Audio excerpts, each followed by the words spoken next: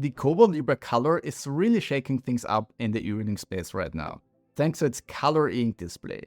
Some might even say that this is the long-awaited Kindle killer, especially now that Amazon doesn't offer a color ink e-reader at the time of recording this video. So let's get straight to the point with an upfront conclusion for those who just want a quick answer. Is the Kobo Libra color worth it?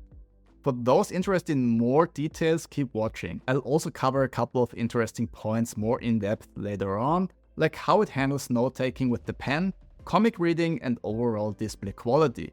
So, is it worth it? Well, it depends. The color ink screen is a bit darker and the colors are muted, similar to other color ink devices we've seen recently. These aren't major issues if you don't mind turning up the frontlight during daytime, as it makes the screen easily readable. And I also quickly got used to the muted colors. What can be an issue in my opinion is the Frontlight, because it's not as even as I hoped. The Kobo Libra 2, which is the predecessor, and one of my all-time favorite e-readers, has one of the most uniform Frontlights I've ever used. So I had high hopes for the Libra color as well, but it doesn't quite match the Libra 2 unfortunately. It's not bad by any means, but the slight brightness gradient can be noticeable if you're sensitive to it. One of the highlights of the Kobo Libra color is definitely note-taking with the pen. This feature is almost unheard of in this size segment, and it works really well for the most part. The user interface is also easy to use. However, keep in mind that this is not a Kindle, obviously. So continuing to use your Kindle ebooks isn't possible if you intend to switch, at least not without converting the files and possibly removing copyright protection first. For getting new ebooks, you can simply use the built-in store on the Libra color. If you just want to read regular black and white ebooks, the trade-off with the darker screen may not be worth it, even though readability with the Frontlight is very good, and having colors simply makes the user experience better if you ask me. If you intend to read comics on here, you should also know that the software is a bit of a bottleneck right now, because you can't easily adjust color rendition like on many other coloring devices, and there aren't any special viewing modes available, which limits usability a bit, compared to the Pocketbook era color for example. And that was actually the biggest surprise for me, because a display like this really starts to shine when reading comics, so I expected a couple of software tweaks for PDF, CBR and CBZ files. So should you get the Kobo Libra color? If you're in the market for a new e-reader, it's definitely worth checking out in a store if you have the chance. Having colors is great, despite the small issues I mentioned, which is why I have no doubt that the Libra color will be a huge success for Kobo, and that it has just introduced us to a new era of e-readers with color displays. But having said that, color ink right now is still not for everyone. There are still compromises to be made that might not make sense depending on your reading habits, and the black and white e-reader can still be a better choice until the next generation of color ink displays is available. That's it for the quick upfront summary. Like and subscribe if you like that, and keep watching for the rest of the review where I talk more about the mentioned points in detail. So let's start with haptics, specs and build quality. The first thing I noticed when getting Kobo Libra color out of the box is that it feels better holding it in the hand than the Libra 2. The overall asymmetrical design didn't change, but Kobo slightly adapted the edges and curves of the device to be a bit more rounded. Especially the more rounded side of the grid area helps with the better feel. What they didn't change unfortunately are the page turn buttons pressure points. With a Kindle Oasis, you can press the buttons essentially anywhere and still get the same resistance at any point. With the Libra color, the buttons aren't fine-tuned as well, and pressing them gets harder the closer you move inwards. So at the outer edges, they are easy to use, and on the inner side, it gets a bit harder to press them. Don't get me wrong, it's still great to have those buttons on here, and I still think they enhance the user experience a lot, but I just wished they improved them as well. The build quality is great with no creaking and cracking, even when flexing it a bit, and haptics are also nice, although not as great as on a Kindle Oasis with its aluminum body. But on the other hand, the Kobo Libra color's exterior is made of recycled plastic, so that's a plus as well. What I really like about the last Kobo e-readers and also about the Libra Color is the position of the power button on the back side of the device. Once you get used to it, I find it much easier to reach than the tiny power buttons on other devices that are typically located on the sides. This position also prevents accidentally pressing the button when rotating the e-reader. With a weight of 200 grams, the Libra Color is a bit lighter than the previous model and one of the lightest Kaleido 3 devices you can get. While heavier devices often feel more sturdy, having a lightweight e-reader is more important in the long run because it's simply easier to hold when reading for longer periods.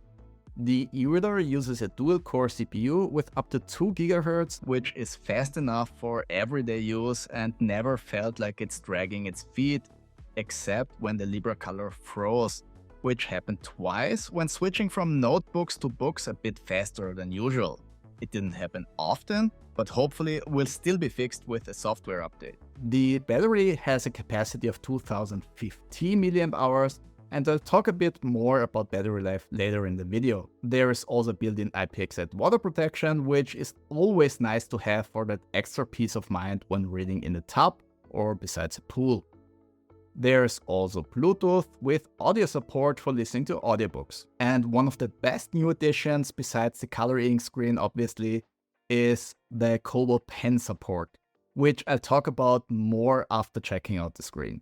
In case you're wondering, you can also change this default standby image, which I personally find a bit boring. You can either show the cover of the book you're currently reading and also use custom pictures with a small trick. Find the description on how to set it up below this video. Okay, much better. Let's continue. So the display size is still 7 inches, same as with the predecessor, which is a nice sweet spot for portability and enough screen estate in my opinion. It now uses Kaleido 3 technology, which is the name of the color e-paper tech in use. If you see my other reviews, you might be tired of hearing this, but the way this works is by combining a regular 300 ppi black and white ink screen, like the one you'd find in a Libra 2, and put a 150 ppi color filter on top of that. The color filter is translucent and has tiny red, green and blue subpixels. This translucent layer is passive and doesn't do anything. So to generate colors, the ink screen underneath those RGB pixels is darkened strategically to only reflect light where it's supposed to show the color that we need. That way up to 4096 colors can be generated. So for example, to show the color green, the ink screen underneath the red and blue subpixels is darkened. This way, the light is only reflected by the ink screen underneath the green subpixel, resulting in the screen to look green. When I first saw all the Kaleido screens, I wasn't convinced that this technology has a future, because those colored subpixels were actually quite large, and I found the pattern they created to be a bit distracting. That's not longer the case with Kaleido 3 and the Libra Color. Thanks to the 150 ppi color filter resolution, the colored subpixels are now so small that you typically can't notice individual spots when holding the device at a normal reading distance. So it's actually the first generation of color ink technology that I'm happy to recommend. But it's not perfect and still a compromise in a few points, which you should be aware of before rushing to the store to get one. The first thing you will notice when getting the Libra Color out of the box is that the screen is noticeably darker than a black and white ink display. That's normal for this tech because the mentioned color filter is not 100% transparent and results in a darker screen. It's not a huge deal in my opinion because you can just dial up the Frontlight a bit and you're good to go with the screen being easily readable. The second thing you will notice is that the screen looks just a bit grainier than a regular ink screen. Again, not a huge deal because when holding the device at a normal reading distance, it's hard to spot. But when holding it fairly close, closer than 30 centimeters, I'd say, you will most likely notice that grain a bit. And last but not least, the colors of an Kaleido screen are generally a bit muted. This is not the same viewing experience that you'd get with an LCD screen in a tablet or smartphone. The colors on ink don't really pop. But that's also something I got used to very quickly, because without comparing it to those other screens, it's totally fine, and after a short while I adapt and forget about it. The same I forget about the orange Frontlight setting when reading at night. However, one thing I need to add here is that the Kobo Libra color screen saturation is even lower than on many other recent Kaleido 3 devices, and Kobo also doesn't offer an option to adjust color addition from within the regular options menu. You can enable the developer settings and tinker a bit with the CFA settings in here to get more saturated colors, but that's not very user-friendly and also not what the company intended. So I'd really like to see options in the regular user interface to make some adjustments. But bottom line is, having colors is great. I really think this is the first time color ink technology is ready for the mainstream market. Even if you're just reading black and white ebooks, having colors for the book covers on the home screen or in the library really adds to the positive user experience. The Frontlight plays an important part here, however, because reading indoors without it is not very comfortable. Because personally, I think the screen is just a bit too dark for that.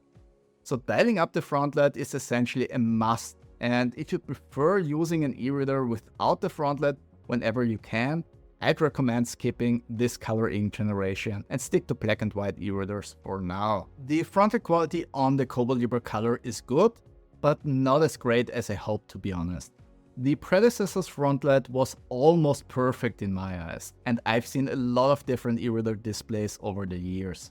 So the Libra color doesn't match the Libra 2's perfect score, unfortunately. There is a slight brightness gradient from left to right that can be noticed if you're sensitive to it. When using the cold white LEDs, the maximum screen brightness is around 120 nits, which is possibly the brightest Kaleido 3 screen you can get at the moment. And that's definitely great. But that brightness isn't distributed evenly across the screen. There's roughly a 4 nits difference in the middle, and an even bigger difference when looking at the top right and bottom left corner. Again, this doesn't make this a horrible experience, far from it actually, but expectations are the thief of joy. And you just need to be aware that this isn't the same as on the Libra 2. So the easy fix for that is essentially dialing down the brightness a bit. With around 15 nits, the screen is still easily readable, the brightness difference is much less pronounced.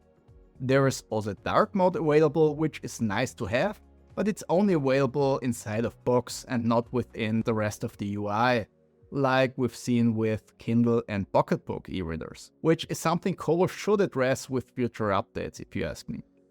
Ghosting generally isn't an issue with just text, but can be a bit more noticeable with image-rich content. But that's the same for all Kaleido 3 devices right now.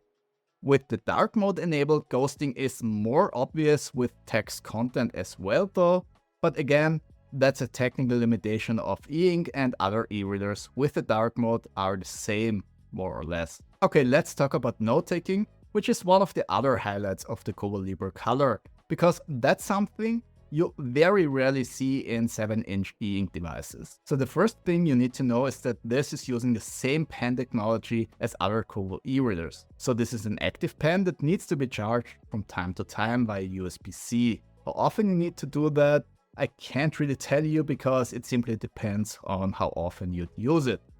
And the system just says that the battery is okay and doesn't say how much charge is left. But typically one charge should be okay for a couple of weeks or even months.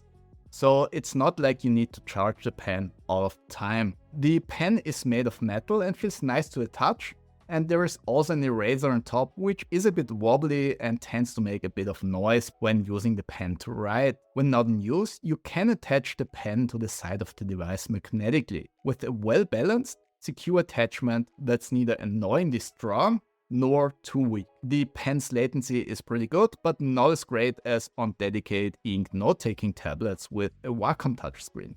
But we're talking about only small differences that you can typically only notice when comparing them side by side. The latency on the Kobo Libra color is so low that writing feels natural and doesn't cause any issues. I would have loved to see a paper-like texture on here though, but that's missing. I guess it makes sense to save that cost on a device where the pen is optional, and only a small user base will use the eReader for note-taking anyways. However, there's one issue I encountered a couple of times that can be incredibly annoying. Sometimes, not always, when writing and lifting the pen tip is still recognized by the screen, even though it's not touching it. Not sure what causes this problem, but I had it a couple of times and it stopped when lifting the pen far enough. I already praised Kobo's surprisingly great note-taking software with the Ellipsa 2e. The Kobo Libra Color is no different. You can access your notebooks through a dedicated navigation point at the bottom of the screen and have the option to organize them in folders and subfolders. The eReader also offers two different types of notebooks called Basic and Advanced. The basic notebooks are essentially just plain digital pages without much added functionality. You can change the notebook's background and can adjust the pen types, but that's essentially it.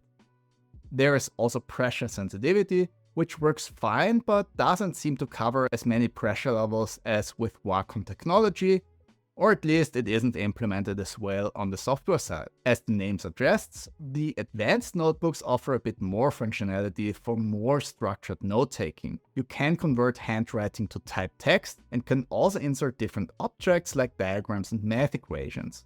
You can also export notebooks in various file formats. Handwriting conversion accuracy is pretty impressive. Even when trying to throw it off, it works reliably for me.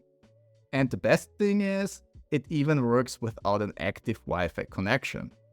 Personally, I'd like to have every function available in one unified notebook, but honestly, this is not a bad solution at all, and having to choose between those two notebook types works fine for me. The one thing I wish Kobo changed was the massive page navigation slider at the bottom of the notebook pages. If you show the toolbar at the top, the navigation at the bottom is also shown, which simply takes up too much space, especially on the 7-inch screen.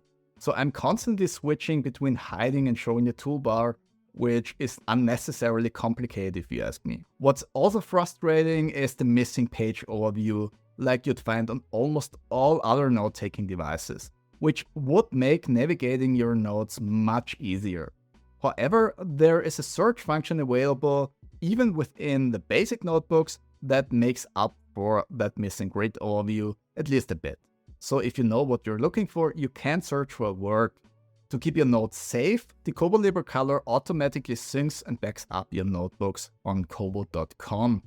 And as I said, you can also export your notes to Dropbox or locally in various file formats like PDF, Word, HTML, PNG, or JPEG, depending on the notebook type, which is incredibly useful.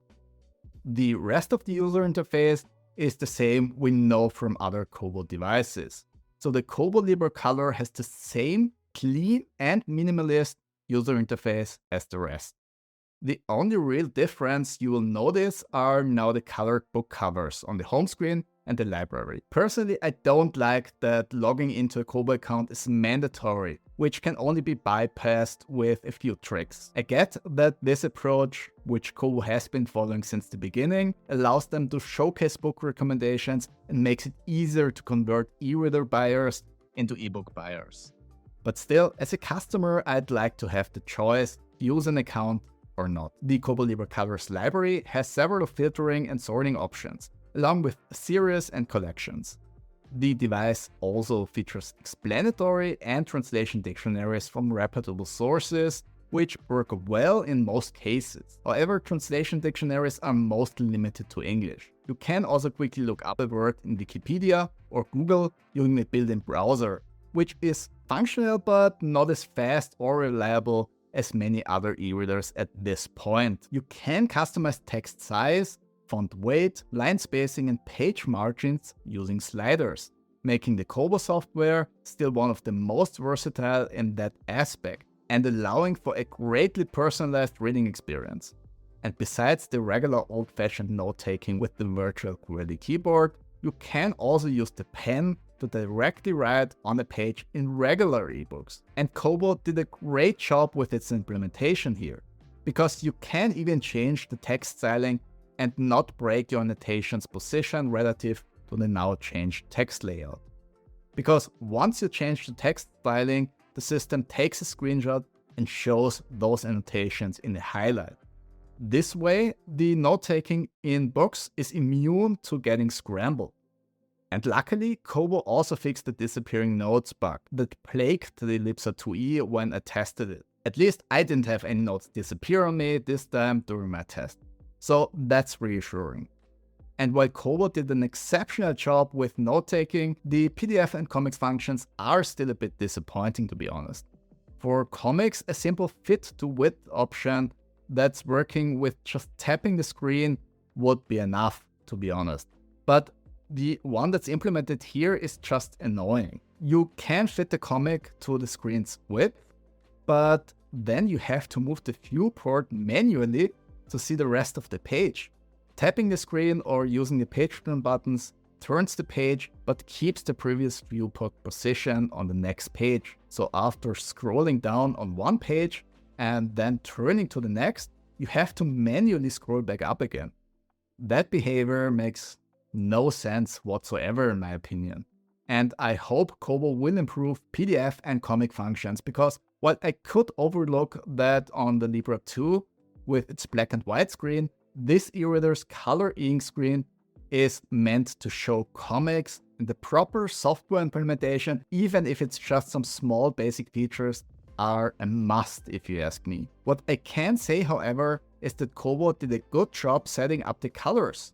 They are a bit less saturated, even compared to other Kaleido 3 devices, but gradients and color fidelity relative to each other are actually pretty good. But I'd still like to get a few options to make a couple of adjustments myself, because depending on the source material, the default settings can be a bit too muted. Back again to note-taking, which is working quite well in PDF files as well. Because you can use the pen to directly write on PDF pages, and Kobo improved functionality compared to my Libra 2e review. Now you can change the pen size and color, which is still less than what you can do in notebooks, but typically enough to annotate PDFs sufficiently well. And once you're done with the PDF, you can just copy the file to your computer, and all annotations are still in place. No need to import or export PDF files, which I really appreciate. Same as essentially all others in the e-reading space, Kobo has also been focusing on audiobook support for a while now, and so the Libra Color also has Bluetooth with audio support.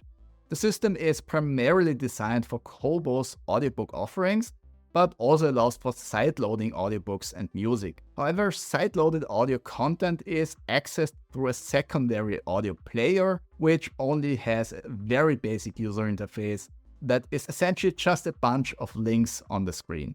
So good to have the option, but not great to use. The Libra Color's ebook store can be accessed through the Discover menu item and follows the same design language as the rest of the system. It's easy to use, offers various filtering options, and features a useful live search function as well. Battery life of the Kobo Libra Color is decent, with it draining 5% of charge in an hour, with a 15 seconds page turn interval and Frontlight brightness set to 70%, which equates to around 50 nits. That's a brightness setting I'd say is perfectly fine for easy readability of the Kaleido 3 screen, and I suspect many people will actually use lower settings than this. So in my test, the Kobo Libra Color would hold a charge for roughly 20 hours with these settings.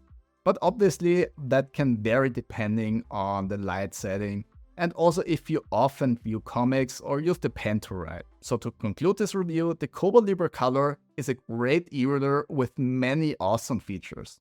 I especially like the fact that we get a compact 7-inch e-reader with note-taking functionality. And the added colors are also a great addition. The front-end quality could be better, but isn't bad. But what I'd like to see in the future are software updates for advanced PDF and comics viewing features. Because as it is right now, I see the software as a bottleneck when it comes to fully utilizing the new color ink display. like and subscribe if you found this review helpful, and to not miss future reviews and comparisons with other color ink devices. Thanks for your time watching, and see you in the next one.